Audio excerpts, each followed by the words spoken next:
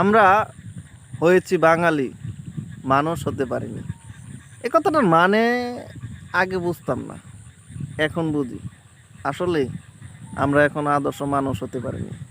যদি মানুষ হইতে পারতাম, যদি আমাদের মাঝে ন্যূনতম বিবেক বোধ থাকতো, তাহলে এই 8 বছর, 10 বছর, 12 বছরের মেয়েদের দর্শনের শিকার হওয়া লাগতো না। আজ কেন জানি নিজের পুরুষ বললা দাবি জানাইতে নিজের মনে করেন যে লজ্জা লাগে। সত্যি আমি একটা পুরুষ জাতি, এটা বলতে লজ্জা লাগে।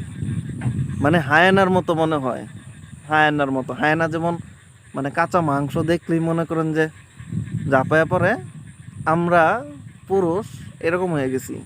মানে নারী দেখলেই, মেয়ে দেখলেই ঝাঁপায়া পড়ি। আমাদের হাত থেকে 10-12 বছর একটা শিশু মেয়েও বাঁচতে পারে না। মানে এতটা হিংস্র আমরা হয়ে গেছি।